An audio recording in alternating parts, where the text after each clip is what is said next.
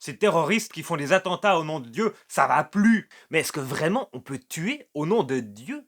Parlons-en. Est-ce qu'on peut tuer au nom de Dieu? Alors je crois dans à peu près toutes les religions du monde, on trouve des personnes qui ont tué d'autres personnes et qui ont prétendu le faire au nom de Dieu. Aujourd'hui, je vais surtout parler de cette question en regardant le Dieu de la Bible, parce que c'est celui que je connais le mieux.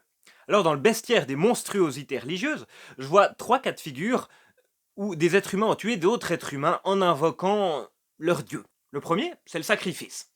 On tue un être humain pour obtenir une faveur, pour obtenir quelque chose de la divinité. On fait du commerce, quoi. Le deuxième cas de figure, c'est la peine de mort pour des motifs spirituels. Il y a une règle qui concerne quelque chose de purement spirituel et la personne qui enfreint cette règle reçoit une punition. La troisième, c'est la guerre sainte. On fait des actes de guerre et on prétend qu'on le fait au nom de Dieu. Ça passe bien dans l'opinion publique et puis ça motive les soldats. C'est sûr, ça passe mieux que si c'est pour du pétrole. Alors, regardons brièvement ces trois cas. Alors, dans notre Occident chrétien, chez nous, quoi, on connaît plus tellement la notion de sacrifice.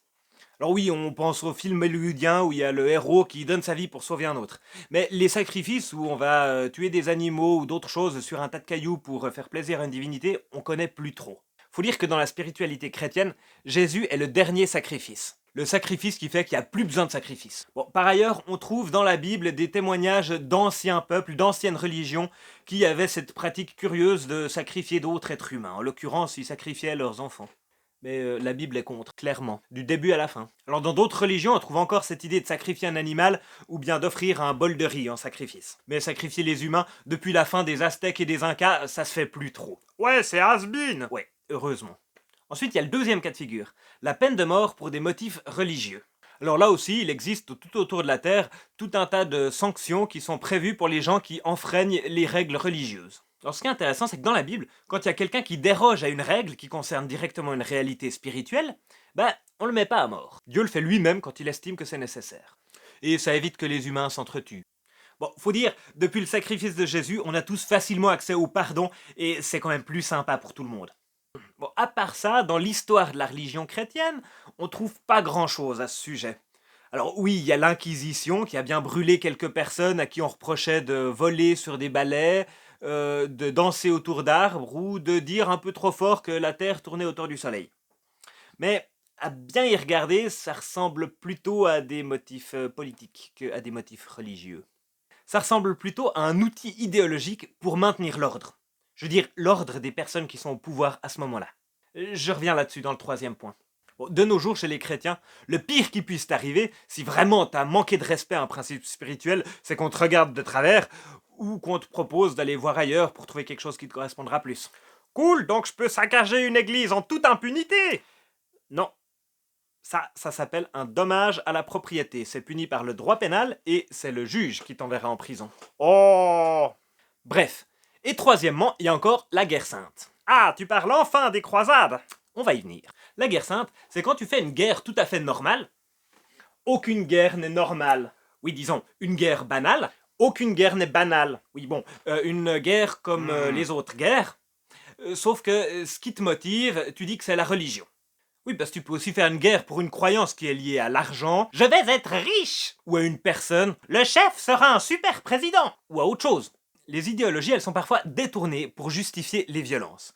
Alors quand l'idéologie est minoritaire, on appelle ça des attentats, et quand l'idéologie est majoritaire, on appelle ça une guerre, ou bien un massacre, selon les cas. Ouais, c'est pas drôle ton truc. Non, c'est pas drôle du tout.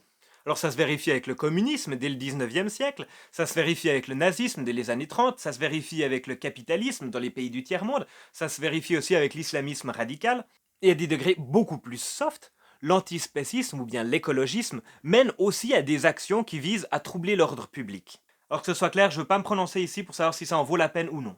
Ce que je veux souligner, c'est le phénomène. Ce qu'on croit détermine ce qu'on fait. Une croyance idéologique forte peut amener une personne à faire des actions qui sortent de l'ordinaire, que ce soit en bien ou en mal. Mais je crois que l'idéologie toute seule, elle n'explique pas encore la guerre. Pour la guerre, il faut encore des motifs politiques. C'est-à-dire des personnes qui aimeraient prendre le pouvoir ou qui aimeraient plus de pouvoir. Et pour prendre le pouvoir, la violence peut aider. Enfin, pour certaines formes de pouvoir qui ne sont pas celles que je plébiscite. C'est exactement ce qu'on voit en Birmanie ces temps-ci. Et pour que les gens acceptent d'aller se battre pour soi, il faut leur donner une cause, une raison de le faire. Cette raison, ça peut être la peur, par exemple la peur du communisme pour aller se battre au Vietnam, la peur des armes de destruction massive pour aller se battre en Irak, ça peut être la perspective de devenir riche pour aller piller des galions espagnols, ou ça peut être l'idéologie religieuse, la religion, en un détournement spirituel de ce à quoi les personnes sont fortement attachées. On prend ce qui tient le plus à cœur à quelqu'un et on lui promet ça. Et c'est notamment le cas avec les croisades. Alors pour faire court, les croisades, c'est des chrétiens d'Europe qui ont été faire la guerre au Proche-Orient au XIe et XIIe siècle pour des motifs apparemment religieux.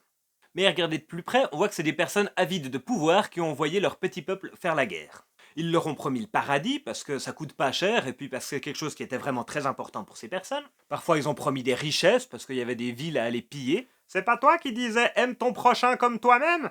Ouais, alors cherchez pas de légitimation dans la Bible, il y en a aucune. Il y en avait pas à l'époque et il y en a toujours pas aujourd'hui. Et ça fait 1000 ans que les gens qui ont étudié la Bible dénoncent ça.